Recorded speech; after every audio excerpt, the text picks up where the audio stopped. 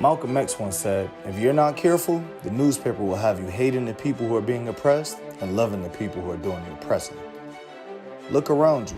What do you see? I think Malcolm X was right. The reality of today is whatever the media keeps on feeding you. Let me tell you another fact. In 2013, 77% of media stations were owned by white Americans, while only 0.6% were owned by Black Americans. It's not hard to understand why Black Americans are seen in a negative light every time you turn on the news.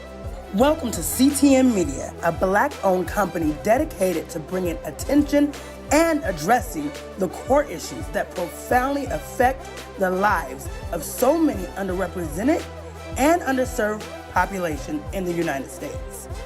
We know that the mainstream media is a propaganda tool often used against our communities, portraying a skewed view of Blackness. It's time we change the narrative.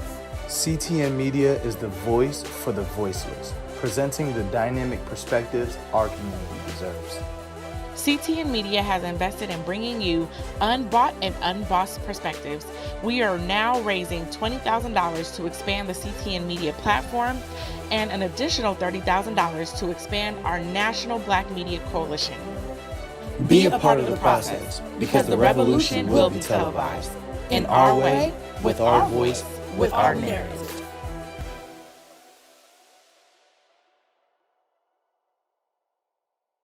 Let's get this going. If you haven't donated, go ahead, go to BBIProfessional.com right now and put your donation in. And remember, you're not just supporting one entity, you're supporting 5 entities.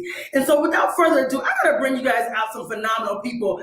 I have one of my favorite guys, my home media station that got me to where I'm at right now, the one and only multimedia journalist. He connects community to the real word. He's a publisher of the 5 Points News, and he is always moving forward. And soon to be phenomenal TEDx speaker, the one and only Brother Jeff. What's up? Brother Jeff, you're muted. Come out and play. And I'm gonna keep introducing our panels. She launched the Denver Urban Spectrum before I was even born. So over 33 years ago, I won't tell you my age, she launched this powerhouse, showing us a face where we could be represented. And then not only did she didn't stop there, she made sure that youth had a place too, to become journalists, to tell their stories, and to become a part of the narrative. The one and only phenomenal woman doing it over 33 years, the OG in the business, the one and only Miss B. Harris. Miss B. Hello. Hello. Now coming all the way in from the ATL Shorty. He has been combining with us for the last couple of months. He is running a multi-faceted magazine. It is Suave Magazine, representing men and letting men get a view of how great their lifestyle could be if they just tapped into their best selves. The one and only Mr. Rashad Davenport. What's up? What's up? I feel like I should be running out of hours now, right the now. queen like, of all queens. Now, I'm excited about this one. Wait, before I get to the queen, let me go ahead. There's a guy in here. Is he in here too? I want to bring another guy up, because it's normally a women's thing, so I'm really excited about this.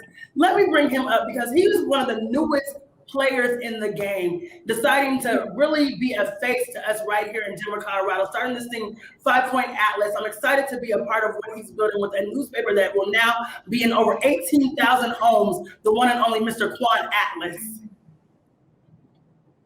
What's up, Quan? And the queen of media, she never is shy of telling you her point of view. Always here to give it to you. What I love most about Vicky is that she has been building for a while, and she is a fly Nubian queen, the platform for Mr. Boyce Watkins, where she stands out above the rest. The one and only, the queen herself, Miss Vicky Dillard. Oh, thank you. So pleased to be here. Yes, we're excited to have you. And of course, I have my partner in purpose, the economic guru, making sure that we have an economic revolution, the Black Business Initiative, the one and only Jice Johnson. Yes. And those of you who don't know me, again, I'm Shay J. I'm your girl, the founder of CTN Media. When Jice and I joined together, we understood the power of our voices. And we understood if we were talking about an economic revolution, we also had to talk about what representation looked like and how we could build something where we could see ourselves and see our community and then give them a chance as well to be a part of this. So thank you all for joining us. Those of you who have donated to the fundraiser so far, we see the donations rolling in. We started at $400. We have a goal of reaching $50,000 by the end of April. May will be our official wrap-up event, so you'll be seeing us on May 8th, all come together, distribute the funds, and talk about what our missions and visions are. But thank you so far for your donations. We started at $400 just on 2 days ago, and today we're looking at $2,000. So thank you guys. Keep the funds rolling in and keep doing it throughout this mission, because we're building Black media and we're doing it with you. So welcome our extraordinary panel. I just want to get right in there to my OGs in the game. Brother Jeff, why did you start? You're a big reason on why I started. I want to know, why did you start? Well, even before I get into why I started, I really got to defer to B. Harris and Urban Spectrum. And so if you don't mind, I would just rather have her go ahead, because she's really the OG on this panel right now. So B. Harris, and I want to set this up. I want to set this up, and I definitely want to hear Vicky say beloved. You got to say beloved at some point in this. But I want to talk to you about the Urban Spectrum and spreading the news about people of color. This is an institution in our community, and I've watched B. Harris single-handedly. I mean, I even go back to when she had a partner, Robert, and others, but she has been telling every story in our community for as long as we can remember. And what I think about B most is, there was a time when someone even attempted to burn her facility down. And I don't know if people know about that. But that sister kept publishing. Like, no matter what anyone does to try and stop her, she continues to thrive and she continues to tell the story. So if you talk about why I'm in it, it's because of B, it's because of Dr. Daddio, it's because of Lenora Alexander, but it's also going to go all the way back before Lenora to her husband. Our media game is tight in Colorado, and there's a lot of history that we'll share. But again, B. Harris, we gotta let the OG start this. Yes. Well, thank you so much, Brother Jeff, for putting me out there. It's ironic. This month, actually April, we will be entering our 35th year of spreading the news about breast. So it's probably three of you that are younger than my paper. I know Quan is.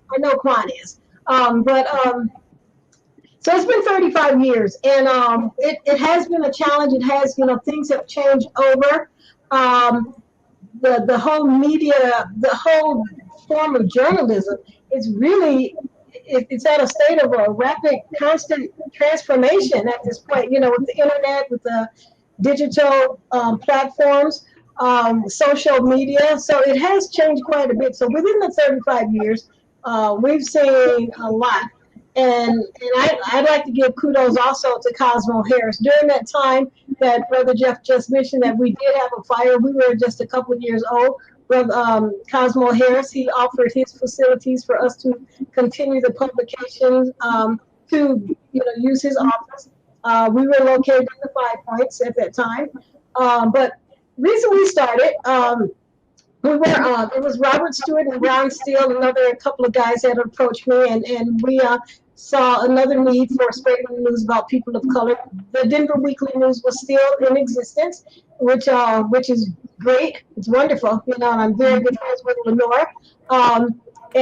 So we started out, really, it was going to be for communities of color, it was going to be for people of color, it was going to be Asians, Native Americans, Latinos, but it eventually just became African Americans, because the Native Americans, they were a culture that we didn't reach out to, we couldn't reach out to that much, but the Asian community, they had their publications, and of course the Latino communities. They had their publication. So we eventually just merged the two community for African Americans who make communities of color, which was the African Americans. So that was 35 years ago, and it's been a journey, and we look forward to many more years. So, did I answer your question? Did you want me to keep going? I know we're on limited time. Quinn, I want to welcome you to the game. You don't know what you're in store for. It'll be an interesting journey, but welcome. Welcome, Paul. Welcome to the game. I don't know what you got yourself into, but you made the decision, so welcome. Thank you for that. Welcome. I love to hear that, Miss B here. You're a big part of why we all do what we do. Seeing a woman like yourself, a strong woman, you always publicize women. So thank you for that. Can I jump back in? I just want to say thank you, Jice and Shay, for doing this, because you know what? It is a time where people do not think that we cannot work together. And it was several years ago when we did have a minority media coalition. That was with Dr. Daddio. That was when Daddio had the radio station. It was Latino radio station. And my friend Chris Frescas, we were all involved with that with an ad agency years ago, because we were being neglected then. That was neglected, that was the communities of color, which was Latino and African American. So now, it's going full circle again, because, we are being neglected again. So. Thank you for that. I think that's so important. And I want to speak to that a little bit. As we started thinking about what it looked like to join together, everybody said there can only be one. And I don't believe that there's room at the top for all of us. And I feel like the more we collaborate, the more we expose and we show the power of the Black voice. And so it's just been a beautiful space to have you all join in. And when I reached out to each of you, there was no pushback. There was no, how much am I getting? What is it? It was none of that. It was, sis, let me know where you need me and what time you need me, and I'll be there. So thank you. That's why we are changing the narrative, and we're doing it with each and every one of you. So thank you for being in this space with us. And Brother Jeff, so since you did a little pass off, which you're really great at, what keeps you going? What keeps you in this game? It's not easy. Like you said, it's just not. It's not easy. There a lot comes with this territory and a lot of accountability. What keeps you going? Well, we keep us going, and it's like if we don't tell our story, who's going to tell it? Like who should be responsible for telling our own stories? And prior to me doing newspaper, I was in radio, but then I was putting out business and community resource directories, which was just highlighting all of the different businesses inside of our community. I started a paper called A New Day after the Million Man March. And this is when I saw the media really portraying the Million Man March in a different light. For example, they said there were not 1 million Black people in Washington, D.C. And then when they realized that it was, they put that in the back of the newspaper a month later, et cetera.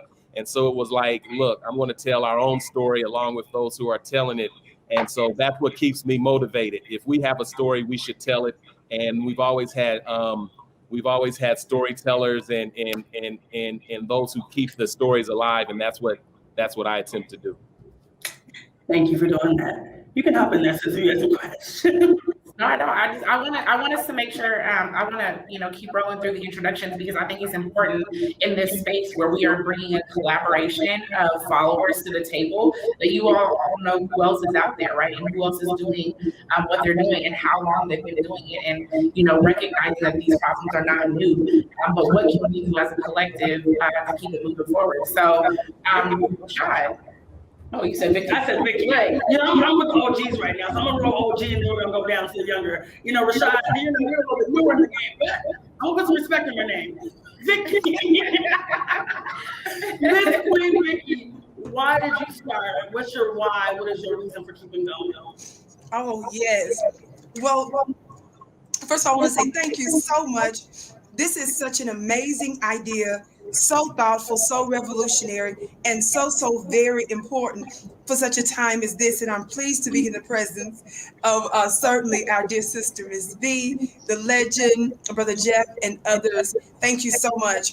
I knew as a young girl that media would somehow be a part of my life. I won when I was 11 years old. The Vicky Show existed. My mom talked to the pastor of our church at the time, Reverend Eddie B. Cried, New Prospect Missionary Baptist Church in Mississippi. I was entering a contest, and so we didn't have a camcorder, so he used his, and I interviewed my grandfather for the first Vicky show when I was 11 years of age. That was about 31 years ago. I'm 42. So I won honorable mention, a trip to Subway, and yes, honorable mention, a trip to Subway and to the museum for the Vicky show. I knew this was supposed to be a part of my life. And there was also a spiritual experience that took place when I was a child. So without getting into too much detail about that, I knew that this was supposed to be a part of my story, a part of my journey of media. And one of the main reasons, without trying to be too deep or too technical, but when we think about words, when we think about sound, it's energy. In the beginning was the word. And our reality, how we shape our reality in our world, especially for Black people. Of course, we know that one of the original newspapers that was started by Freedom's Journal, one of the first newspapers, why was that newspaper started? It was to combat white supremacy. That was 30 years prior to the Civil War even, right? And so I still feel that some of that challenge, we have a similar challenge today because the battle has not yet been won. So we are a counterculture, a counter voice.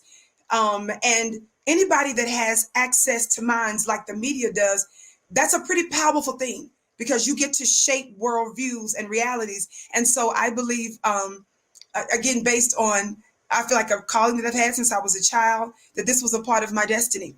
And I think much of my experience in life, part of my journey, has proven the same. And I'm pleased to be not simply Vicky's voice, but I see my voice as a reflection of the Black grassroots in America. Our collective voice makes us very strong. So hopefully that answers your question. How you doing? If you haven't tuned into any of Vicky's conversations or talks, you are missing out. When I tell you, she absolutely challenges the narrative. Sis, thank you. We need that. Thank you all so much. It's a privilege. Absolutely. Calling out all the misleadership. That part. Keep calling them out. You know, we need everybody here is a piece of the puzzle that's absolutely necessary. Rashad, that leads me to you. You know, I'm a woman empowerment. Like, I'm all about women empowerment, but I'm also about, and to create balance, we need men to see themselves as great as they are as well, especially Black men. Yes. So thank you for Suave Magazine. Tell us why you started and what Suave Magazine means to you. So I started Suave for that reason specifically.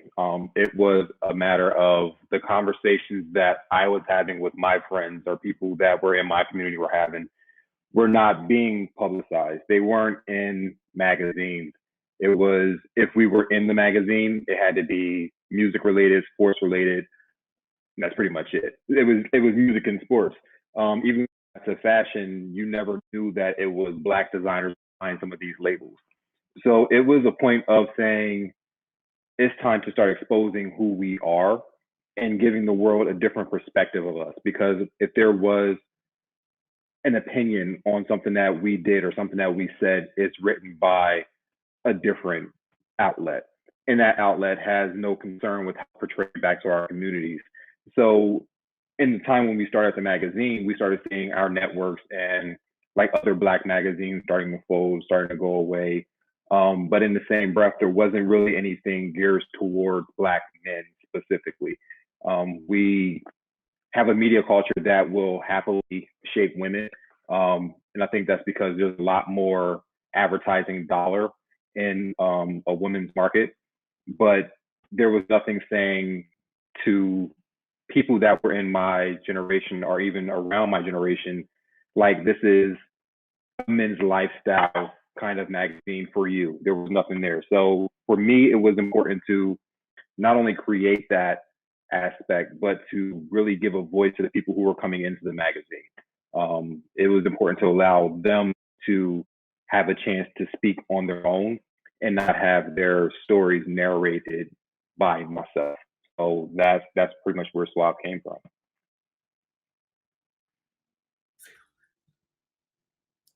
Oh, thank you. Thank you for that. And I think that is, that is part of changing the narrative, right? Is, when you look at how we are represented in the media, who is going to step up and really work to adjust what that looks like? The same thing that I always talk about this when we talk about propaganda, right? The same thing that white folks see about black folks see about black folks. And I think it is important for us to elevate, the diverse nature of who we are, so that we can see something different about ourselves. And so I want to say thank you for, taking that initiative on, to say that we are more than entertainers, we are more than athletes, so much more. That is such a small part of who we are, and really being, able to highlight that. And so, so thank you. So, Quan, we've saved the youngest. He's the new kid on the block. Why are you starting, and why are you bringing people along the way with you on this journey?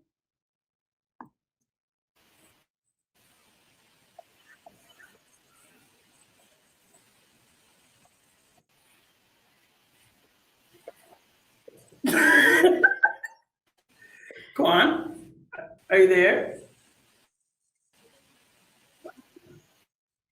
We don't know. All right. I say Quan. Well, let's see. Quan was coming in through pretty clear, but at the moment he is not. Quan, when you come back to us, we gonna keep That's it a rolling. nice smile for a pause. It is, right? He paused in a real good place. All right. That never happens to me. I'm like, Yeah. Like, Yeah. Those of you just now tuning in. Again, thank you. DM, and then pledge $5, $50, $500, whatever you have. Pledge right now to be a part of the Black Media Coalition. This is not a one-off. We're starting, and we will not be stopping. Go ahead and pledge. I think that's Quan going to come through. Hear me? No. Oh no. We're not been good. We heard, oh no. You're not ready yet. You're paused. That's fine. So let's open up this panel while we wait for Quan to come back. We'll go ahead and get him back on. But so go ahead. So where are we going? Where are we going? Let's talk about this. Why is it so important that we have independent Black media? We got in a conversation the other day. I was on a panel and I had talked to some people, that are in mainstream media, as they call it. And I don't like that term because we are mainstream and I see us as mainstream media. So let's get that right. But why is it important not just to see Black people in those lights of media, but having independent Black media? Why is that so important? Take yourself off mute, B. It's important because we do have to tell our stories. When people ask me about the urban spectrum, I always say that we're recording history, because right now, and even now, because of the internet, it's there forever. I mean, I've still got publications for the last 35 years. I think we're missing maybe 2 publications, but, I always say that we're recording history. And if we're not telling our stories, nobody else is going to tell them, and I love looking back at some of our stories that we tell about this woman. I forgot her name, but she was shot by her husband. She was on our cover story one time. She was paralyzed. We look at all these different stories. I think we had Brother Jeff when he went to Africa one time. I think I'm not, but we've got to tell our own stories. But what I'm going to say, which is very interesting, and I'm going to put it in the link. We may have to tell other stories too that are impactful, that can impact our community. And I'm going to put the link in there because this April, and this is very interesting, our cover story this month is on fake news and misinformation and disinformation.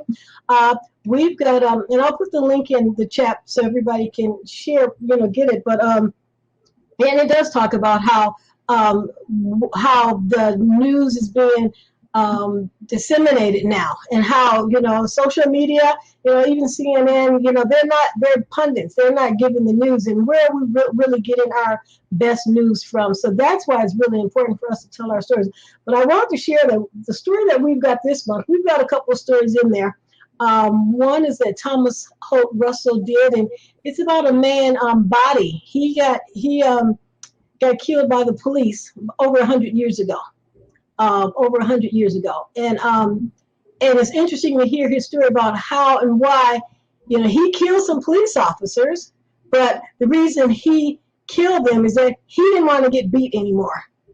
Because, you know, so it's interesting. But we also got a story in there, and because I'm involved with this other organization called Collab, and, you know, it may be it's a different spin for the spectrum, but it's a story about a white man who gets killed by police officers in Kiowa County. And it's an interesting story. So I want to share, you know, I'll put my link in there so you all can share, but we got to tell that story because, you know, Black people get killed by, you hear about it getting killed by police officers more. But in these little towns, it does happen, you know, with white people too. So this is the first for a story that we have in the spectrum. So I thought it was kind of relevant, and I thought it was interesting because you didn't hear about it, but, you know, it's still about the systematic racism and things that are going on with the police today. But I'm going to send that link over so you all can all check it out. But that's what I think is very, very important. You ask why is it important? Yeah, and I think it's just because we do have to tell our stories, and everybody's got a story. Yeah, everybody's got a story, and they're more interesting every day. Everybody's got a story. Yeah, absolutely. And Vicky, I thought you were getting ready to jump in. Oh, you're muted. Here we go. Okay, I apologize. Forgive me one more time what the question was. I was just enjoying listening to what she was saying. Why is it important to have independent Black media, not to see Black people in media, but independent Black media and Black-owned media? Black-owned media. It's important for Black-owned media because if you're not Black-owned media, who's owning you? You may be out there running your mouth, but are you really telling the stories, you know, of Black people and those that you say that you represent? You know, we have a lot of Black looking people, as I say, in media that really aren't telling our stories. And sometimes they'll say little things and we'll get excited because she was like, girl, did you hear? I ain't gonna say no names on CT here. I'll do it. I'll keep it for the Vicky show. Because I understand we come from different backgrounds. But you know, those that I call a part of the legal mammies. They'll be up there, they be Black and stuff, and they'll say something. We be screaming at home, don't we, y'all, in our roles and stuff like, girl, she put that white supremacist in this place. And then we turn around and find out substantively, they're not really about nothing. It's controlled opposition too often. And it's not that we're not susceptible to mistakes. And I say that a lot because of some of, you know, the criticism that I know that I sometimes give folk, but it's in love. And it's always with an understanding of someone like myself that understands very well the legal system, someone that did several years in the belly of the beast after being targeted for my activism. I know very well what it means to be accused of something you didn't do. I know very well what it means to be slandered, to be misunderstood, for your name to be in the newspaper, for folks to be scared of you and keep their distance from you. And you walk this journey alone. So I would never intentionally target or go after anyone without having considered those different variables. But we got a lot of Black looking people. And when you're not independent, you're easily bought. And some of our people, unfortunately, we're not in a situation now, as I say, where we're being forced on the auction block. And the white man, you know, is showing us off for whoever, you know, we're strutting up there now on our own, like it's the runway. You see what I'm saying? Some of our people, unfortunately. And so some of us are so cheap. And this is another reason I so believe in Black empowerment and Black economics, which is what you all do, especially our sister Jice.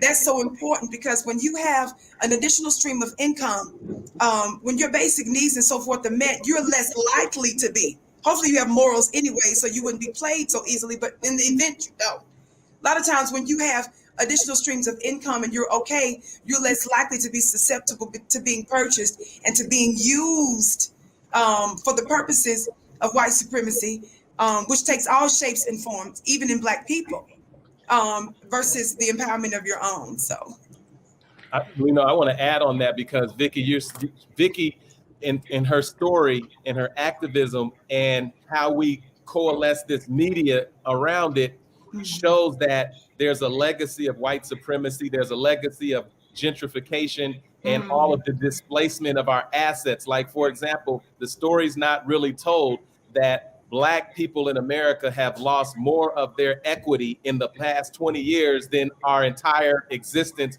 on this planet. How did that happen? That happened at the hands of often Black leadership that worked in tandem with white supremacist systems. And so when you have Black media, if you have Black media, but it's controlled by white advertisers, you basically have white media telling the narrative of Black people through the lens of white dollars.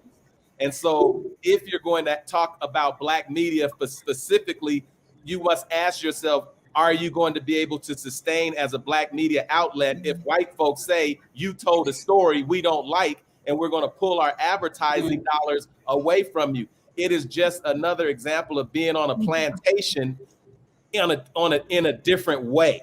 And so I like the fact that B. Harris says, I'm telling the story about a police murder 100 years ago.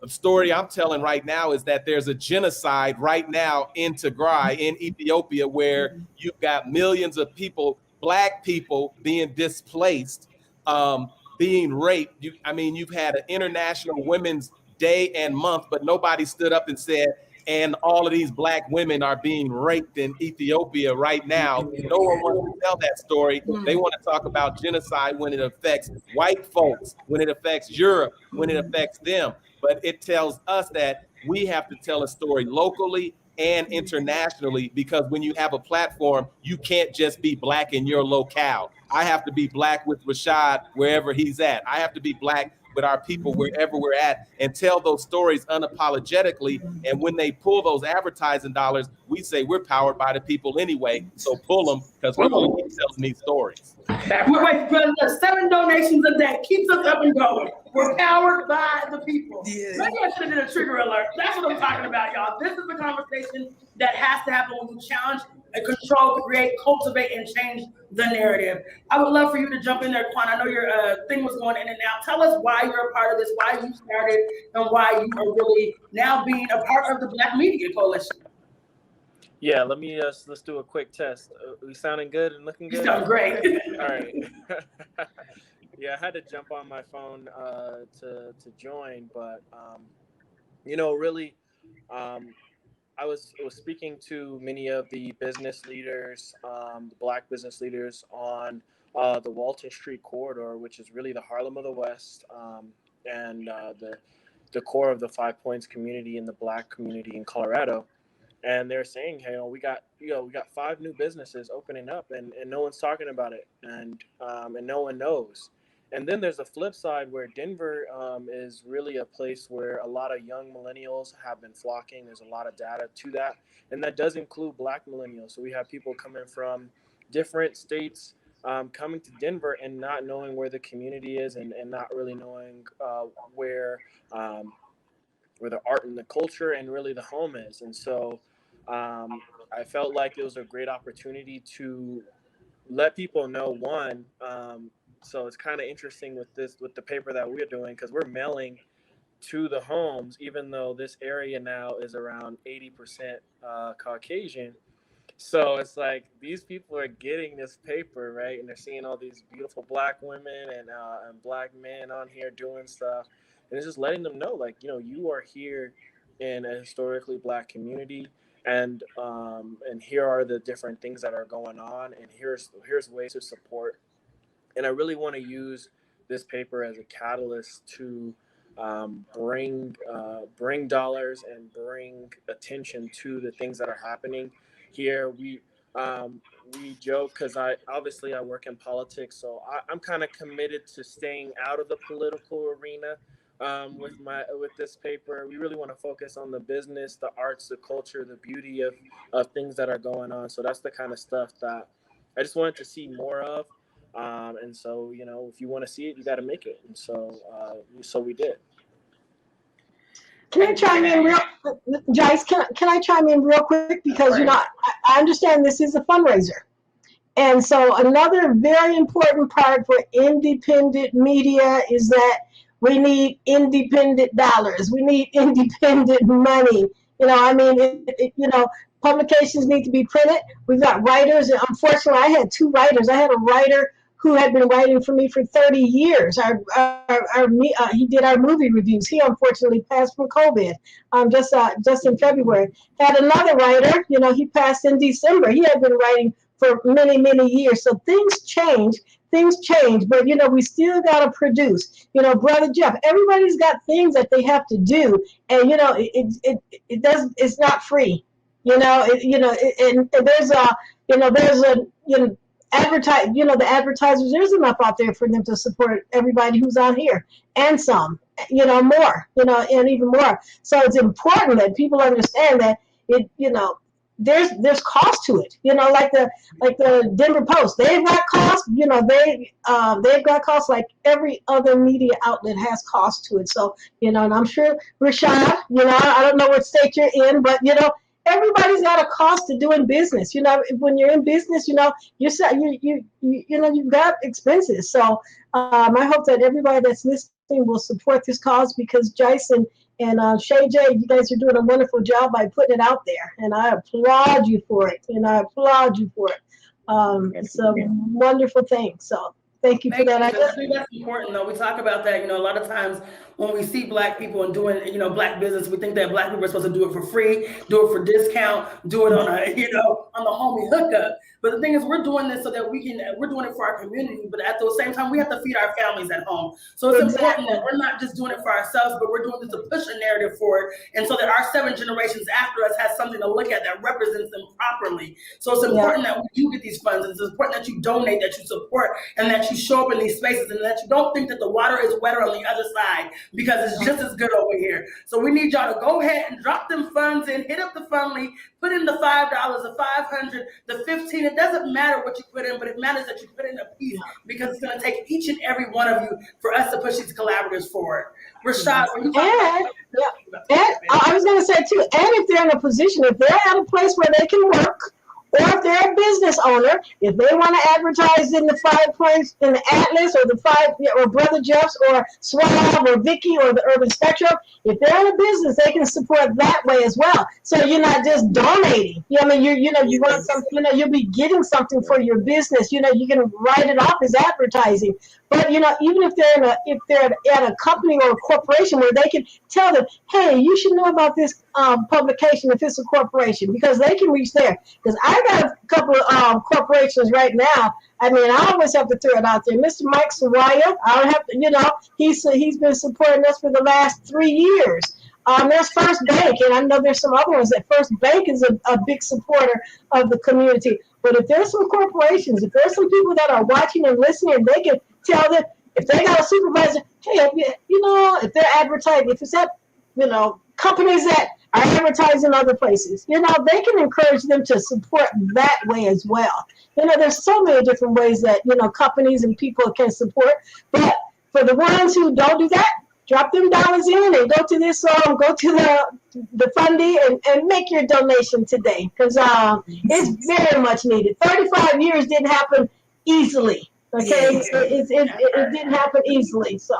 Yes. And so remind them of the link. I believe I did it right. I went to BBI Professional and I donated before I came on. So I see TMJ. I saw something pop up. I don't see it now. One of our supporters, he said, love you, Vicky. He donated $50. I'll just say, it matters. That man just sent me a microphone for my media.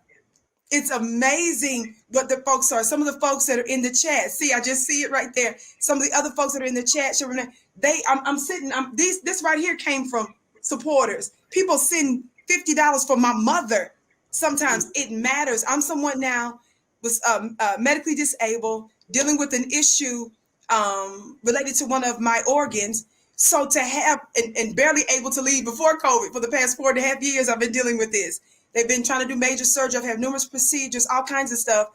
And now, because of Black media, I have a small enough stipend to where I'm able to now give my mother something monthly as my caretaker. You understand? I'm able to still impact even with my laptop without even barely going out very much during the week because of this particular thing. So it matters. And so all of you, thank you so much. As our sister said, for giving. Please remind them repeatedly. I am unashamed when I give out the links for stuff, because if we're at war, then it is our responsibility to keep the war chest fat. That's our job. We can't be out here fussing about white corporate media that's not doing, and we're not willing to put our dollars and cents behind it. And when you find somebody that you believe in, that you support, then you must equally with your dollars. Money is energy, baby. Money is energy. And so we're a part of that collectively. So I want to say thank you to everyone that's donated, but continue to do so, would you? BBIProfessional.com. That's where I went. And I think the link is, if I'm seeing it right, is that right? When I'm looking at here in the chat. And yeah, I want to piggyback on that about something about that war chest, because I think it's so important. And I want to just kind of tie in a couple of the thoughts that have been coming up ever since, from what Vicky said and B said and Brother Jeff kind of pulling those pieces in together, that there is opposition out there, right? And it is often funded by white dollars with Black faces. And I think that is very important for us to recognize, because there are people with our faces that continue to perpetuate narratives and stories within our community that are very detrimental and very harmful to us, right? And so when we talk about being unbought and unbossed, what that means is that despite a variety of opinions, because I think that's something that's important, we are not a monolith. We will not all have the same opinions, but we will be able to give them wholeheartedly without our voices being silenced, and we will be able to give them, in a healthy dialogue, right? Where we don't always have to be in full agreement with each other, but we are able to control our own narrative and say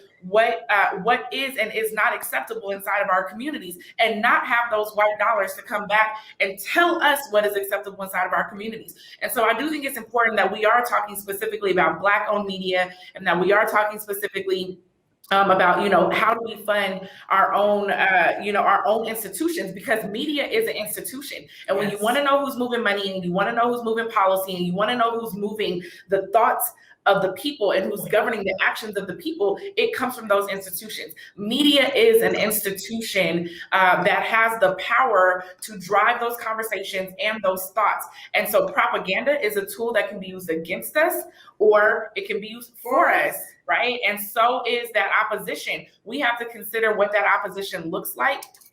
Some folks that Vicky has been talking very clearly about are funded by white folks, and they have Black faces. And I think that's very important for us to know and understand, especially because it attracts so many of our people into that narrative. And then it confuses the mind of Black folks, because it is not authentically rooted in Black liberation. Absolutely. No, that was good. I like that. It was very good.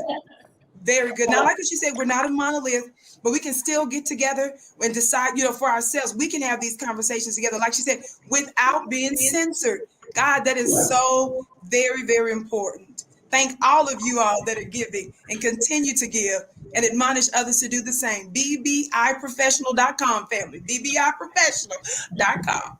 Boom. And I really want to talk about too, I had a couple of youth that wrote me in. We did this presentation the other day at McCullough, and they were saying, thank you for allowing us to see ourselves. Because when we talk about, we know a lot of Black people, when they tune in for entertainment value. And when we start moving that thing to the entertainment, to the education, and mixing these two things together and letting the young girls and the young boys see themselves in a different space, let's talk about how important that is for clear representation for our youth. How important is that and significant when you're building these platforms?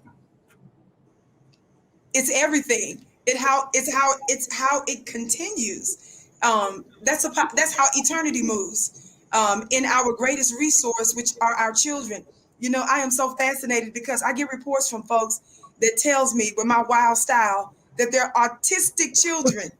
Get excited. It was one of our fans that said about my show that this is the home of the hand claps and the gavel raps, because when I'm beating the hammer and I'm clapping and carrying on, their autistic child is pulling in. I have folks that tell me their 2-year-olds have plastic hammers. So when I'm going at it with the gavel, the little 2-year-old is beating. I hear from grandmothers. I hear from old school brothers in the South that write and so forth. So it's absolutely everything when our youth are doing that. I got a message the other day, family, from a brother that attends, goes to an HBCU, but he attends many of the other HBCU conventions and different meetings. He said Vicky Diller's name is one of the top names that's buzzing at all of the events. I'm like, Nick, screaming, hollering. Bam in the gavel, bam in the gavel, a bam in the gavel. But it's so fascinating because I used to give scholarships before, and I'm shipping out some scholarships in the next few days from 4 people that we picked as well. So it's amazing who you never know who you're impacting, whose mind you're shaping. So it is absolutely everything. And one of the things I asked him to do when I asked him to submit paperwork for the scholarship, I said it's 4 $250 scholarships that saving my coin that made ready $1,000 for him. And when I did that, I said, one of the things I want you to tell me is, how are you going to use your degree, your education for Black people? So even if you're working in corporate America, even if whether you're starting your own business, which I hope that's something that they do, but we all have our roles. There's still something that we can do. Even if you're in corporate America, you could be taking some of those resources, right, and supporting, saying X amount of dollars every month. I'm going to support a Black business. I'm going to support a Black school. Everybody can still do something. You can use that job as a means to fund things for Black society. And so I told him, I want you to tell me, what are you going to do with those, very briefly, how are you going to use your education that's going to specifically help to benefit Black people? So it does matter. Folk are listening. Somebody else I had on I'm almost done. Instagram, they put on their IG page, a mother, she tagged me, and I saw it on Instagram. Guess what she tagged me? Her 15-year-old daughter's cell phone. And she said, she looked at her phone and she said, she's watching you. She's watching you, and she sent a picture of her 15-year-old's phone with me going crazy on there. So it matters. It matters. It matters. Well, I could tell you, working with young people is everything, because I worked with, and she's still young, Vicki Dillard when she was a youth. I worked with Shay J when she was a youth. But the thing about it is now they are front and center and at the top of the game. So it's almost like I get a chance to kind of look at, some of the seed or energy that was planted and feel very proud. And so my daughter, my daughters have been a part of the Urban Spectrum B. Harris's Youth Foundation, where they publish. And then right now, there's a group of young ladies that have a national platform right now. They've been on CNN, they've been everywhere, and they're out of MLK Early College, and they've got this podcast called No Justice, No Peace. And they were able to kind of shape what they're doing and being unapologetically Black based on coming in, watching what we're doing, and then we're able to work with them. They just recently gave me the Malcolm X Award for being unapologetically Black. Yes, congratulations. And but their platform as high school young ladies is unapologetically Black, and they're changing the curriculum in DPS school. They're pushing the narrative. They're looking at mentors like Shay J and Jice and B and Vicky and others. And it's just, when we work together, like Jice said, there's no reason for us to say, I'm the only outlet and no one else should ever exist. If we had everyone doing the exact same thing, it still would not be enough to tell our story the way that it needs to be told. So we have to come from a level of, there's not only more room, there's a lot of room. And we're going to share our story. We're also going to share our images with young people in our community, so they can see what Black excellence looks like and counter the stereotypes that have been perpetrated on our community for far too long. Youth are everything. It's the springtime of our community. Ooh, that's so good. I'm gonna use that, brother. It's that hat. That hat is giving me that game. I told you I was gonna wear it, Shay J. You did tell me. Wear the hat. I wasn't gonna let our brother be the only one with a hat over here. I mean, I left a good one at home, so you win today. Rashad, and I know that wasn't your original home, but moving to Atlanta, moving to this space, how important has that been for you to see young Black boys? I know you take your nephews along with you, and you're doing some interviews from A-list people in the industry right now. How important is that for you as you're shaping the minds of these young men? Atlanta blows my mind constantly, and it's because I grew up in the North. It's like I've never seen anything like this. before. So seeing just the community aspect of the city is mind-blowing by itself. But then when you put in the growth and the opportunities that are here, it's even bigger. But then again, I was just having a conversation with someone today. You can get in this city and there's different sects within the city. So it's like you have like the very, very, very low income to almost poverty. And then you see it like grow to beyond healthy. And then it's like these kids down here aren't getting the same messages that these kids up here are getting. So down here, you may never see a Tyler Perry studio, or you may never see a Cardi B house in Tuxedo Park. But it's like you have to reshape that mindset. Again, it's all about exposure.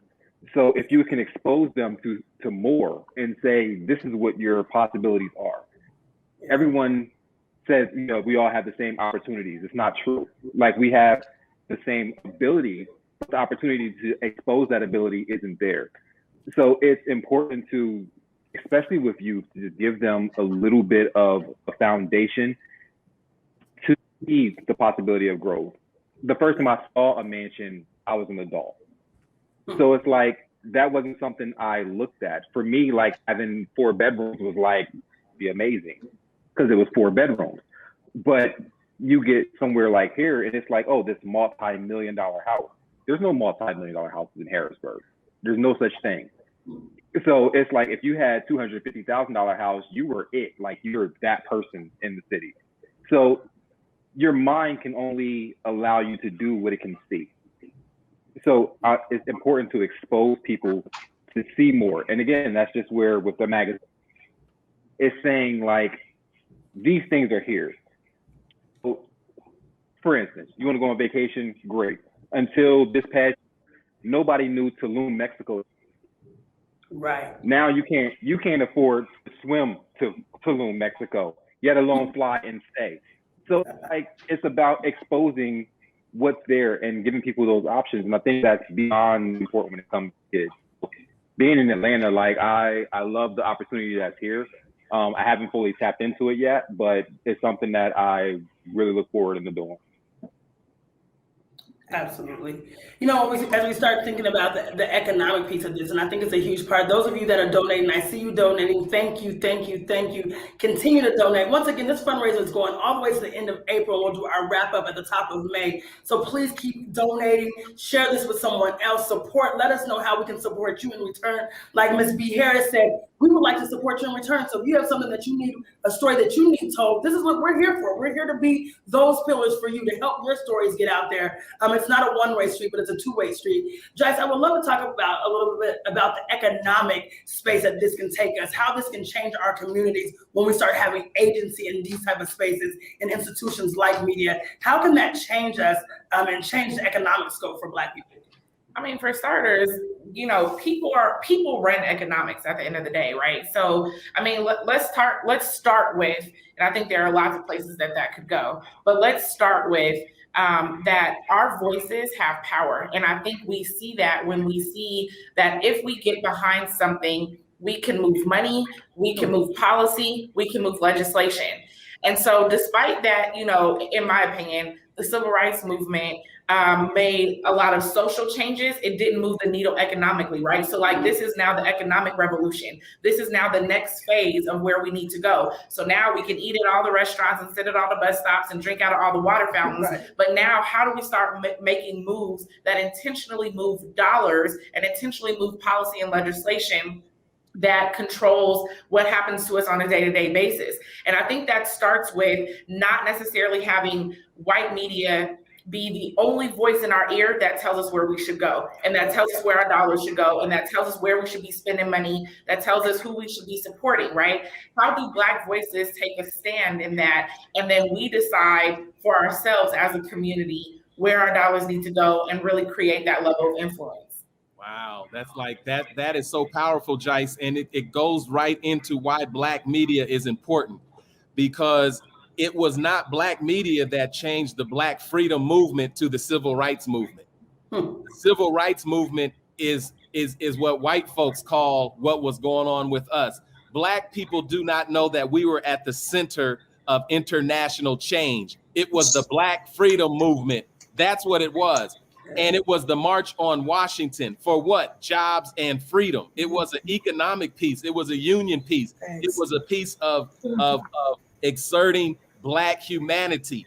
And today, folks believe it's nothing more than an integrated opportunity to talk about a dream, which is very cool and relevant, but our community knows it's the Black freedom movement because the Black press knows it's the Black freedom movement, and our people know that we were at the center of these particular movements. So there's never a reason for us not to tell our story, because if you let someone else tell it, you're going to be a part of a civil rights movement, and you're not even going to know what civil rights is, and you're not even going to know what it was being pushed towards, and you're going to find yourself economically depressed while the world moves forward with your assets. That's why we tell this story.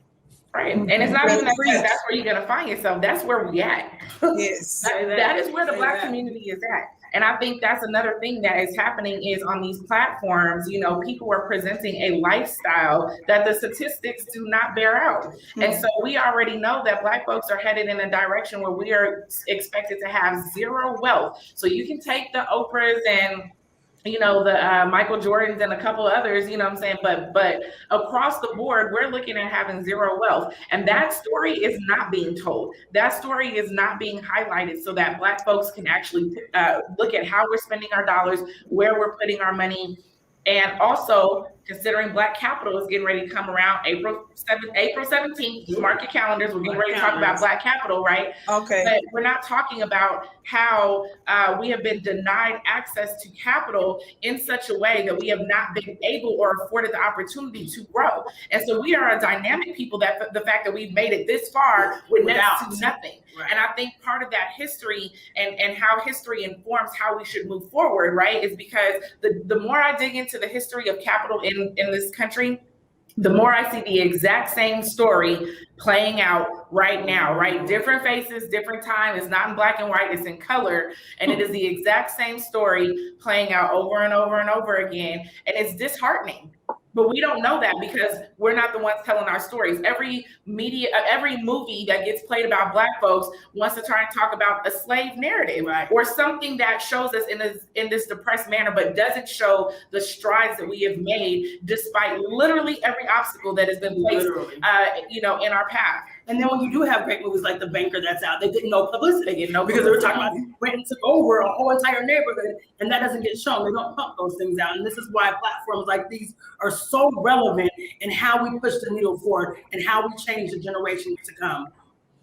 Can I ask you all a question as media individuals and using your various platforms? We're in an interesting moment right now. It was kind of like during the Black Freedom Movement, the reason the needle started to change is because those cities started to be burned down. Like people had gotten to that point where they weren't going to take it anymore. And then the capital said, well, we're going to need to expand the middle class or give some more opportunity to, save ourselves. With the Black Lives Matter movement and the advent of George Floyd and this larger social movement that has exploded internationally, there's been a lot of talk about investing in Black folks, Black businesses, Black enterprises, and corporate wealth, shifting some of their resources toward our community.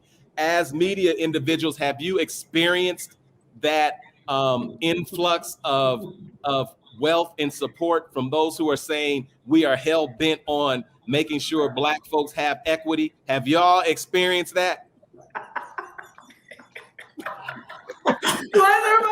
I'm afraid. I'll let you guys They ain't sent me no check.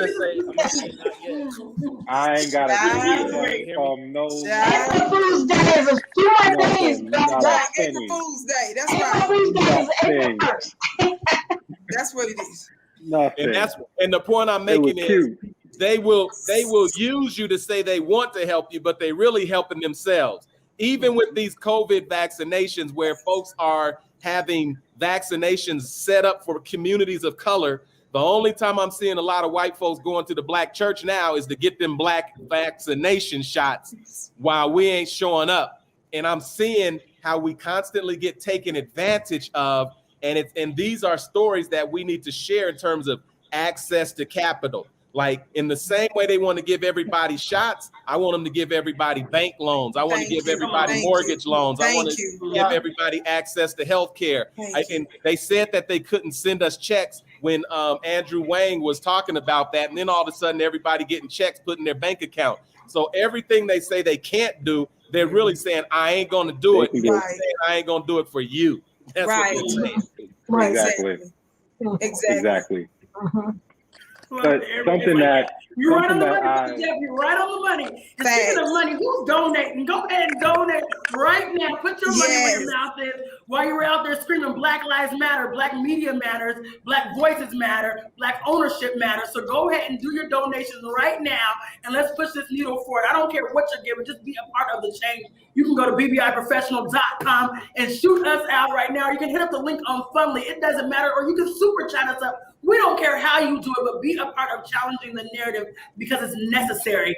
Yes. One thing, when I look at all of you, I'm just so privileged to be amongst people that are authentic. And, and I say that in a space of, I remember getting into media, at a young age. Like Brother Jeff said, I've been a part of this for years, and he was one of my main mentors at a young age. And I remember seeing what, the white mainstream media, I'm like, well, they don't look like me. And like Vicky, they don't sound like me. I'm loud, I'm over the top, I was dark skinned, I was all the things they were not. And so it took people like Brother Jeff to say, no, you're exactly where you're supposed to be. Keep going, keep moving forward. It took people like B. Harris that kept publicizing Black women standing up for themselves, Black women in the limelight, in the spotlight. It took those people for me to say, oh, I can do this, and I can do it my way. It took Jice Johnson saying, you're not going to 9 News. We're going to build exactly where we're at. We're going to have our own table. Yeah, she checked me on that. She checked me. I was like, well, I'm just going to go over to 9 News, and I'm going to do what I do. And she was like, no, you're not. Good try, but no, you're not. So it took people like that to sit me down and say, let's build our own table, and then let's add some chairs for people that look like us so that they can build and we can come together.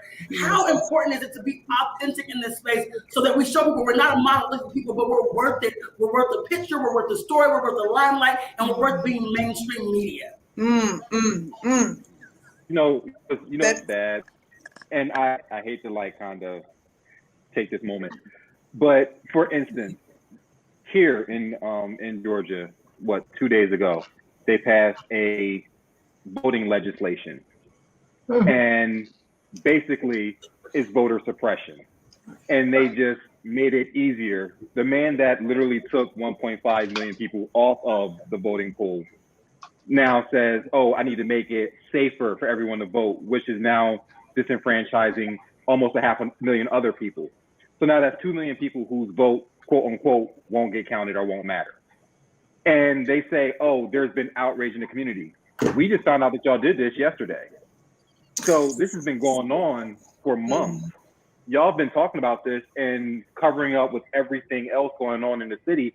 And it's been weird because I've always said CNN's real quiet for the last month and a half. They're not really talking about nothing. And then this passes and it's like, oh, Jim Crow 2.0 is now in full effect. When did y'all know this? Why weren't y'all saying something about this before yesterday? So after it's done, now you want to talk about it, but our outrage has to now be reactive instead of proactive. And that's the reason why it's important to have our own media outlets, because when BET News was out, you had these conversations. So if Tavis Smiley was on TV, you would have known this was going on. But they don't really want us to know what's happening until it's already happened. Because once it's happened, then it's done. Nobody knows 137 federal judges were put in place with Donald Trump. We just know all the dumb stuff Donald Trump said. We don't know the legislation that he passed under the line. So it's like those kind of things, those conversations aren't happening when it's important to us. And then when something does happen and they see that our attention is going to that thing, they give us something to dumb us down and take us back over there. Right. Because all day yesterday, all the Black community talked about was Lil Nas X's music video. That's it. 24 hours, 8 million views. That's what we're talking about. You don't even know that this thing happened down in Georgia. So it's like, while you think you're gonna pop up and go vote next year, and you can't because you were taken off of the list, what you will remember about this year is that Lil Nas X video.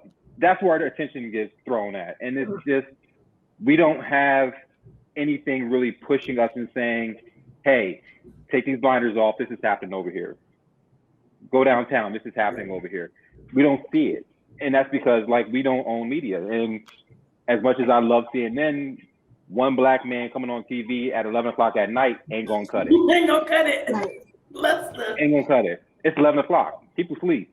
You don't hear his opinion. And we know and they're just news, they're just pundits anyway. They're just, giving opinions. They're not Exactly. They're not reporting. Exactly. Exactly. Right. Exactly. Well, I promised Shay J I wasn't gonna get started, but I feel myself getting started. So I'm gonna. Yeah. See, you made me rock back and forth earlier. I had to. I think this is the place. Forget all the promises you made to Shay. Take him out of here. You know, once Jice was here, she was like, "What promises?" Right. I don't know promises. I'm just saying, because a lot of times, when you're dealing with what they call mainstream media, what they're doing is making sure that they're muting your voice. Even if you get into mainstream media, they'll tell you things like you can't sound ethnic. What does that mean? That means you need to be aligned with the trappings of white America. And if you're not aligned with the trappings of white America, then you will not be using our platform. And so when you understand that we don't have to deal with their platforms, we can create our own platforms. When you listen to the Black Business Initiative, where they're telling you, here is your buying power, and here's how these corporations make or break their profit margin based on Black people. Well, when you start understanding that, and you start dealing with what they told you that they would never let Black people know, and that is the science of military, the science of mating, and the science of economics, well, then it doesn't make sense for someone to know that to advertise with us means that you get your product exposed to others, your market expands, that creates jobs in your community, your kids go to college instead of prison, and it's an ecosystem. It's not just one person getting paid. It's like, if I create a Black business and it's dominated by white folks, then I might as well have just created a white business. But if I'm not employing people in my community, if that vacant lot is still being underused and underdeveloped, if white teachers are still in my schools educating my children, and then I'm complaining about the fact that they are being miseducated, then I'm not addressing a slave mentality that needs to be addressed. And that's why when you pick up our publications, we're talking about freedom. We're talking about liberation. We're talking about coming together. And that's what the power of Black media is. Yeah. Ooh, well, mic drop right there. Mic drop right there. I love the panel too. Thank you, Natalie Toure. I love the panel too. I hope y'all are donating, because this is what it looks like to come together. And this is what it looks like to have. Quiet went off. That's what it looks like to have Black media, unbossed Black media, Black-owned media, and there is completely a difference. I appreciate you guys that are going in there donating. Don't stop donating. Again, this is going on all the way until the end of April, so we're not stopping, and we're going to continue to challenge the narrative and show you what it looks like to collaborate and to come together. Jice, I think you're about to. Yeah, I was, because I want to throw out the idea that also, and this is something that I think we need to shift in our own culture, is our addiction to entertainment. That puts us in a position where Lil Nas, whatever the hell his name is, my mom. So who told me I had to watch what I say was my mom told me I could not cuss today. She did. So I'm working on that. I'm pinching her underneath the table. But whatever his name is, Lil Nas, whoever. What I think the Black community really struggles to understand is, and again, I feel like this is part of the media platform, right? Is the way that we think we live our lives versus the way we are actually living our lives. And a lot of that is predicated upon the media, the entertainment pieces that come out that make it more exciting for us to. It's like a dumbing down, but it's also what what happens when you when you go home and you self-medicate, right? You drink alcohol all night, you smoked out, you doing whatever, right, to kind of numb the pain of what it looks like, because it takes work for us to mobilize as a people and then put our voices behind something or really affect change, right? And so what happens is that, to your point, Rashad, the media is covering up those things that we need to be mobilizing behind, and they're highlighting, and the algorithms work in the favor of highlighting a lot of the BS that's put out there. And then we don't know where we need to be. And at the end of a hard day where you've been underpaid with no benefits, you are struggling to figure out about your housing, you got to deal with your children who are miseducated, who are also watching a bunch of BS and are also acting out in ways that are, not, that do not represent our values, right? You got to deal with all of that. And then you've got to go out and dig deep down to try and find the things that we actually need to be focused our attention and our energy on. And so it gets the last of us. The things that govern our daily lives, that literally make up the laws that we have to live by, it gets the last of us instead of the first of our attention, so that we can begin to create the type of life that we should be living by changing those policies and changing that legislation. Right. Absolutely. That is so good. Absolutely. Yes. Can you guys hear me? Yes. Yes. Okay, cool. I've been having so many technical issues, and I don't know how to jump in the conversation. I think that's a huge point. I think that's why we have folks like Brother Jeff to really keep politics accountable and speak to those things. I will say as well that we have another gap as well, just to talk about what's happening locally within our community when it comes to arts and culture. We've had an explosion of Black art and muralists in the 5 Points area, and there's definitely more to come. New photographers and more of like a younger generation, I will say, of folks who, because of all the great work of Brother Jeffs and B. Harris and really all the civil rights leaders, I'm part of a new generation of folks who we have been educated. We do have, a little bit of money, and they're starting businesses, and they're bringing new things to the city, and we have to let people know what's going on. And so I think there's that other side of it too. And so, of course we can rip on, the big entertainment stuff that we have in our community, but that's also what makes us Black and makes us beautiful. We have, but we have to find a way to monetize it for ourselves. I think that's the kind of the missing part, is that we have these things that become these big cultural moments, like within social media or Black Twitter, but we haven't monetized that for ourselves. And so that's a big thing that I'm really, really pushing and trying to do with the 5 Points Atlas, is that we need to let people know where things are at. Obviously, it's a play on my last name, but it's also very important to what we're trying to do here. Absolutely.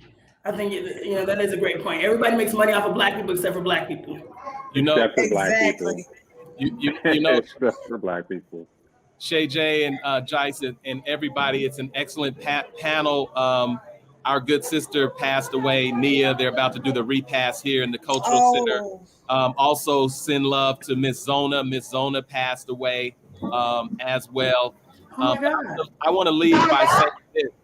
Yeah, and that's why we're the news. Like we're the grapevine for one another. What I want to say before I take off, though, my final words is this: all money isn't good money, and so I also use my media platform as not an extension or an avenue into our community to cause harm. And what I mean by that is this: if you look at inside of our paper, 5 Star News, formerly 5 Points News, here's an example of an ad that we've accepted, and it's basically talking about big tobacco.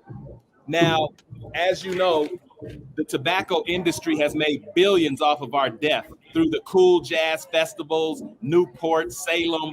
They have made a very cultural narrative about us smoking menthol cigarettes.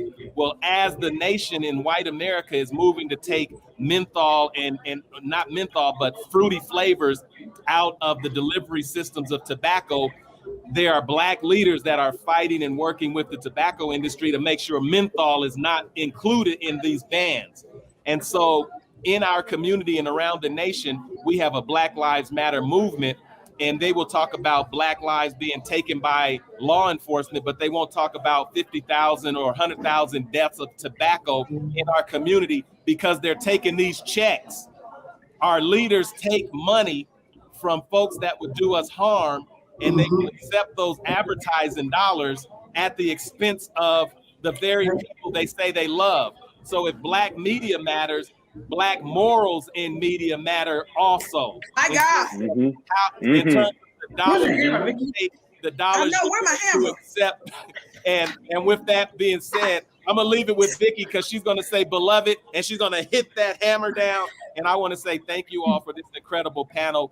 B, thank you for being a mentor. Shay and Jice, thank you for everything that you all continue to do. Rashad, thank you for what you are doing. Quan, thank you for what you're doing. And Vicky, keep on doing what you're doing. I appreciate each and every one of you.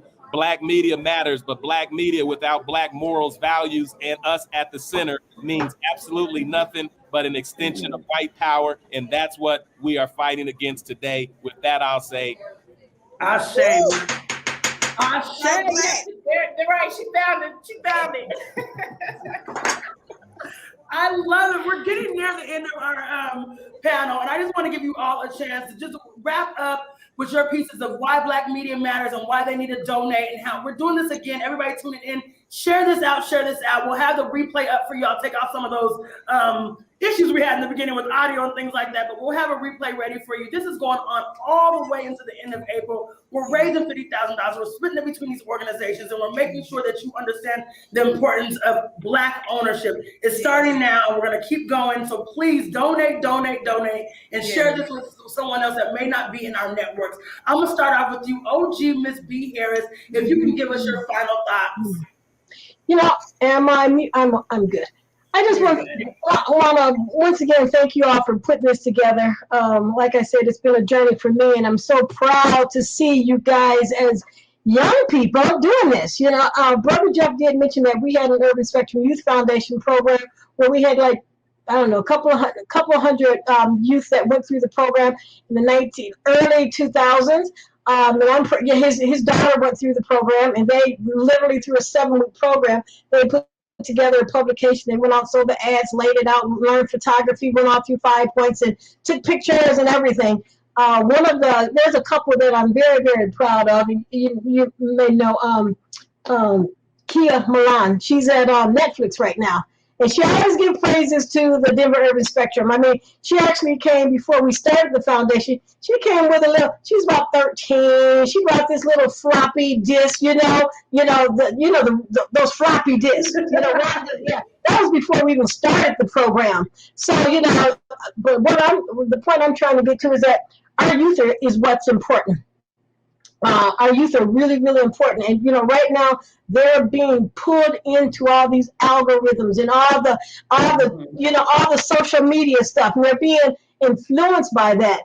And, they've got to understand that, when everything that you do see on social media, you got to decipher. They got to understand what's true and what's not true. And I think this is why I think, right now CTN Media will be real helpful with, trying to decipher that. And, because our youth are our future. You guys are our future. You're like my daughters, and Quan almost like a grandson, because I got grandsons probably his age. But I'd like to just, I think this is a great start. And I'm glad that you invited me to participate in this, and so that I could meet Rashad and see Miss Vicky again, and because our paths have crossed. But I think that this is a great start, and and I think the future will be real blossomy for this. And I think with all this that we talked about today, I think there's a lot of things that can be taken from this and move forward. there's a lot of things that I went through and I said, okay, this is great. Because, our youth program, we're starting that again with our journalism program, which I'd like to talk to you. I'd like to share with you all about that. Won't go on right now and talk about it, but I'm just proud. I'm glad that you guys, thought about doing this and putting this together because it's very, very, very much needed. And I encourage everybody to please, get the link, read our next issue. It's at the printer right now. But read the link about, this because it's perfect timing for what we're talking about because it's fake news, misinformation, disinformation, propaganda, and all of that. So if you guys don't have the link, you can always go to denverurbanspectrum.com and look at that issue and past issues. So thank you so much for inviting me to participate. Appreciate it. And I will be supporting this with my weekly newsletter through April. Okay, it'll be, and it's on my it's on our newsletter that's coming out on Monday. But then we'll put it in my weekly advertising guide every week through April. So get the word out. Okay. Thank you, Thank Ms. you. Harris. You've always been a great part of our lives, and we wanted to say thank you for always staying true to who you are and welcoming us in this space and making sure that you didn't just, say, oh, good job, but being a part of what we're doing. So thank you for holding that baton, passing it to us, and letting us be a part of what you have going on. It means the world to us. So thank you. Thank you. Thank you. And also, all the links are being dropped inside of the chat. So make sure that you are following all of these media platforms. Yes. Again, we have a diverse perspectives. And so as we're dropping them in, make sure that you head over there, see other ways that you can support, find out what people are doing in other areas, and also what's happening in our communities, right, across the way. So, let this be something that is birthed out of this place, right, and not just something that we're, one time and that was dope, and let's move on. Like, how do we continue to support our media platforms as well as how do we stay informed about what is going on in our communities? And I'm so glad you said that, Jice, because what me and Ms. B. Harris, we sat down and talked about what does this look like to keep this going. So yes, this is the beginning of the CTM Media launch and fundraiser, but we're looking at a monthly Black media coalition coming with other Black media entities and coming together and raising funds and making you aware of them and informing you about what else is going on. So this is not a one-time thing. So make sure you are following us at CTM Media on YouTube. Follow that, and then follow us at BBI, the Black Business Initiative, BBIProfessional.com, because this is not one time. We're making sure that we keep challenging the narrative and bringing more people to the table. Rashad, I would love to hear your last word. I think it's just, again, we have to tell our own stories, and it's really that simple. I think let's say me, for example, I was almost an adult before I knew there were more speakers at the March on Washington than Martin Luther King. When you have the story about African-American history, it starts on a slave ship. So it's like you have to understand more about yourself and your own culture. And that only happens when you control the narrative. It only happens if you tell those stories. There's no reason or any kind of enticement from white media to tell Black stories.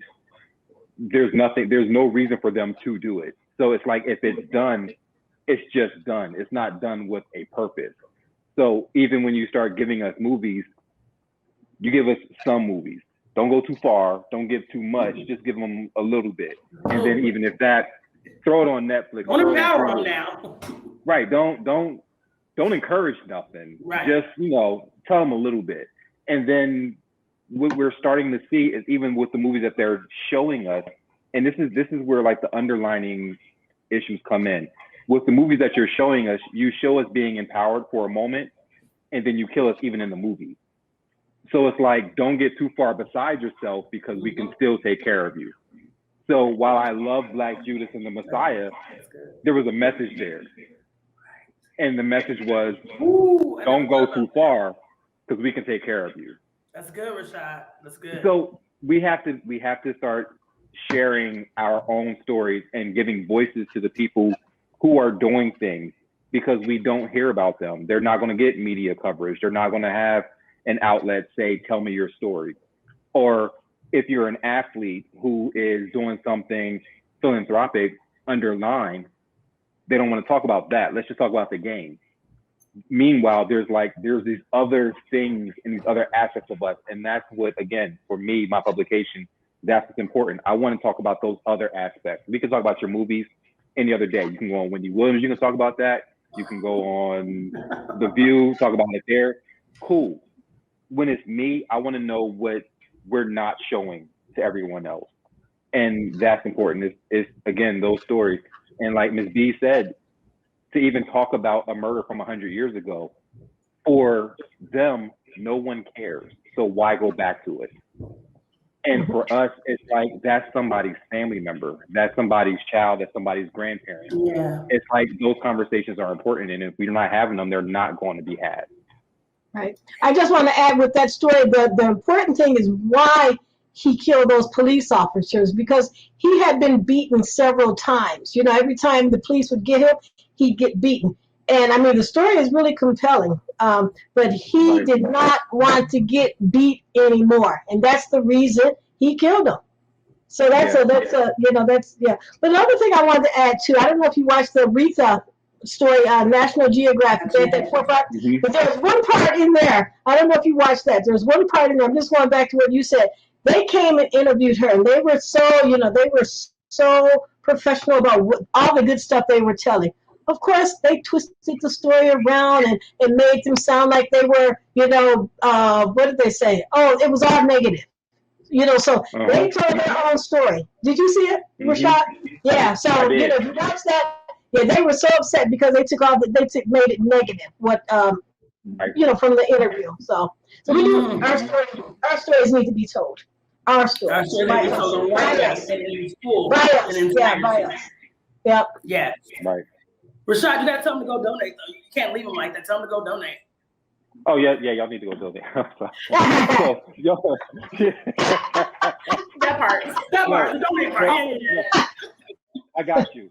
Because one, donations are important, and again, with us, when you have a voice, your funding is not going to come from mainstream. They don't want to fund you actually saying something. If I can go out and just have like a gossip column or just trashing people, I'll get money galore. But the moment I want to actually empower somebody or encourage or educate someone, they don't want to fund that. So it's important that our money comes from our own community. And it's ironic, I just had this conversation this morning on a podcast. The biggest gain from the civil rights movement is that the Black dollar left the Black community. And it went and empowered a white community and took us back further into poverty. So while we think we got access, all we had access to was spending our money somewhere else. And it catapulted a different area. So we have to start putting our money back into Black-owned businesses, back into Black-owned media. We have to start taking back over our narrative, because if we're not, again, we're losing. So absolutely donate, absolutely jump in and do sponsorships and advertising and all that kind of stuff. It's not necessarily, again, it's not just a thing where you're just giving your money away. There's ways to put your money into Black businesses and have a benefit come back from it. So if you can, please do. If you got a $400 Gucci belt on, you can. I can help you out making that decision. You can figure it out. If you went to the Louis Vuitton store, you can figure it out. Like there's a little something you can throw in there. $5 ain't gonna hurt you. Exactly. Get your morals where they need to be. I love that. Thank you, Rashad. You guys, make sure you follow him at Suave Magazine, holding it down for the brothers in lifestyle, fashion, and education. I love the magazine. So thank you again, Rashad, for what you're doing. Quan, I would love to hear your last words out here on why Black media matters and how they should keep supporting Black media as we move into this space. Yeah. I'll try to just be very, very specific. It costs about $7,000 a month to really distribute this out, print it, color, paying our writers. All the writers at 5 Points Atlas, besides myself and Peter, are women of color. So we're putting money back into their hands. Some of them are new writers, young writers who haven't written before. So they're finding their voice and they're talking about stuff, and then the folks who are advertising with us and are getting featured are seeing the benefit. And so these are Black businesses. So for instance, On Point Beauty Bar, they paid to be the featured story on our front page, and they saw a 30% increase in bookings as a new salon on Walton Street. And then we had a therapist who purchased an ad, and she got 6 new clients. And so that's the power of what we're doing, and that's the importance of it. And so obviously you can go to our website and find out how to support us specifically, but I'm very excited to see CTM Media and really have a more multimedia um, opportunity here for Denver, Colorado, as well as the Black community throughout the country. And so obviously a lot of the dollars are going to go to that effort, and I wholeheartedly co-sign it. And please donate and put that in there so that we can have Jice and Shay J killing it and doing their thing. So thank you so much for having me and having my representation on this panel. Thank you, Quan. Make sure you guys pick up the 5-Point Atlas. I'm excited to be a part of it. Jackson and myself are actually writers on there as well, and we will publish our resource report on there as well. So keep on supporting. This is what collaboration looks like. Like we said, there is room for all of us at the top, and there's more room than you will ever know. So Quan, thank you for making sure you had Black women like us a part of your growing network as well. We appreciate you. My girl, Queen Vicky, please give them your final words. If you need to use your hammer, we say do your thing. But give them your final word and why they should support this movement. Yes, well, thank you all so much again for this. This is just so innovative and so thoughtful, and this makes a substantive difference in what we're doing. And for that, I bow to you, ladies, and I bow to my panelists as well. Power in this season is coming from the ground up. Mm-hmm. We must understand that as a people, because we discount, for example, alternative media, like how we have to get started because we don't have, all of the bells and whistles perhaps that everybody else has. Right. But we have to remember, we set off everything. Everything what has swag is because we gave it swag. What I'm saying? Everything that was inanimate before, that's animate now, baby. It's us. Everything comes, and I'm saying that so that we don't discount what we have, and so that we don't look down on our humble beginning. Everything that got its swag, everything white media has, everything white America has, somebody tell the truth, every bit of it either came directly from us or it was indirectly inspired by us. So we need to be confident in what it is that we bring to the table. Power in this season is coming from the ground up. The topic of reparation. Yes. The topic of reparations and other such topics was pushed so much by the Black grassroots media.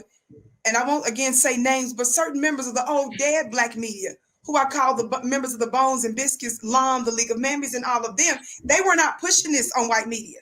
They were not pushing specific things for us. These are topics that our collective voice from the ground up started to make its way. So we're controlling the narrative now. And not only that, we're going to be shaping and continuing to shape events. So that's number one. And then when you look at the studies, I forget the exact numbers now, but a large number of people, they're not getting their news, and especially the trust factor is not coming from mainstream media as much anymore. It is the alternative media, which is why when we say something that's a little bit revolutionary in their eyes, they're doing what? Trying to censor us. They're putting all of these policies and all of these things in the way to prevent our voices from rising and our message from getting out. So you need to understand that this is the reason why it's important. If we are going to be on the opposite part of the screen and wagging our finger at those that we consider individuals not telling our stories or telling members of the dominant society story, then we got to be willing to do what?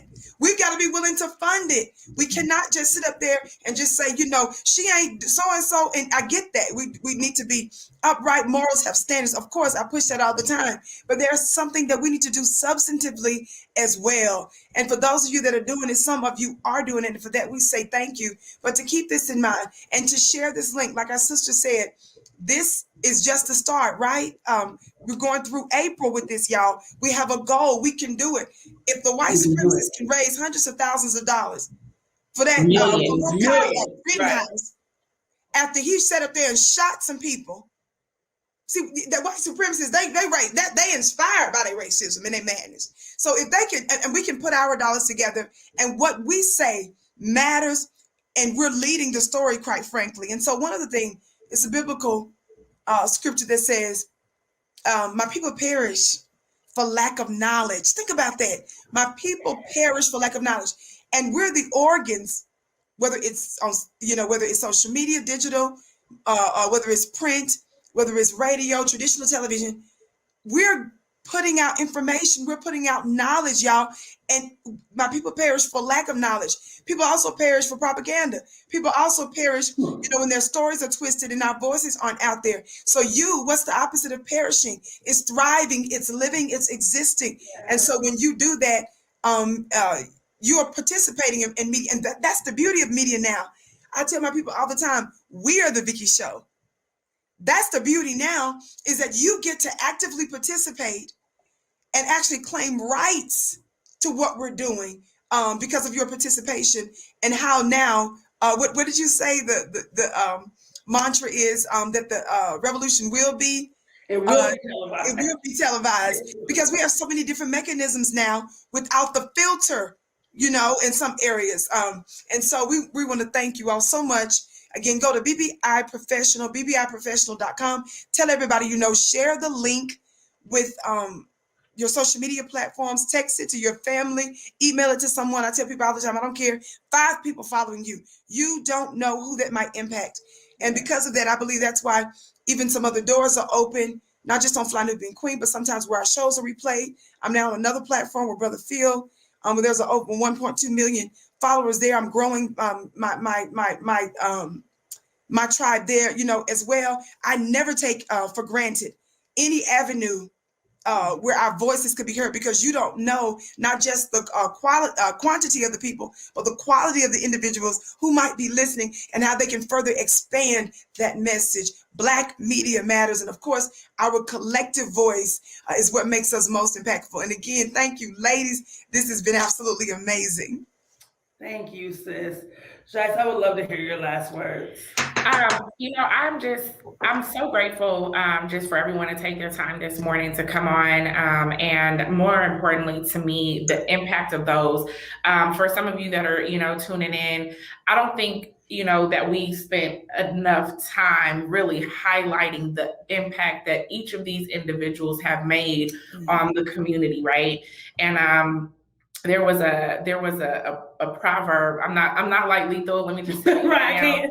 Lethal with the proverbs, but which tune in to 7 Generations Black if you want a black proverb at the end of every episode. Right. But there was a proverb that I read that talked about that no raindrop thinks that they have caused the flood, right?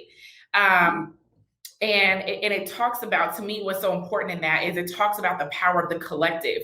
And to Vicky's point, that you never know what you're contributing to the collective flood that is, right? We are each raindrops, and you don't know what it is, that one that just, starts that flood and really pushes it over. But I would say that each of these raindrops that have touched this platform here today have been so impactful. I have watched the work myself. I have been inspired by the work. I am honored to be in the presence of and to be counted amongst those that are that have the privilege really to serve the Black community, because at some time y'all can give us a headache, but I assure you that we are privileged to be able to get out here and do the work that we do. And so I want to say a personal thank you to each and every one of you that have been able to come on here and share your platforms. I want to encourage everyone not only to donate, but also to follow, but also, to look at the other opportunities that exist within getting involved with those who are, that have taken the time and effort to stand up a platform and to be clear in their voice. And so I would say, my final thoughts with all of this is, Black media does matter. Our voices do matter. They deserve a platform. We are such a resilient people.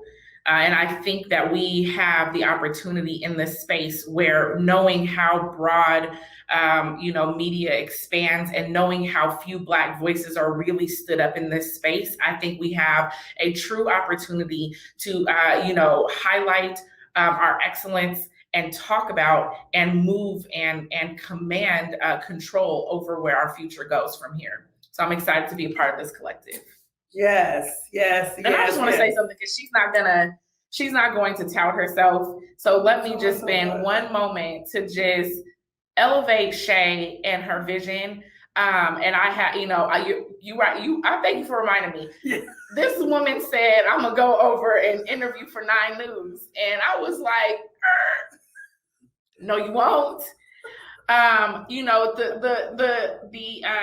someone who, started the Black Business Initiative and seeing a vision and having the guts to get out there and push that vision, I will say there have been many rooms that I have sat in with this one right here. Some tears have been shed, some, confusion, some, I don't know if I can do this, some doubt, some fear, and to really get out there and push through all of it and to create a platform, not only to create a platform quite literally from scratch, right? But to create the platform and say, this is not just about my vision, right? The vision is about elevating all of us and how do we walk together. And so I just want to say, because she ain't gonna say, thank you, Shay, for bringing this together. Thank you, Shay, for launching Change the Narrative. Yes.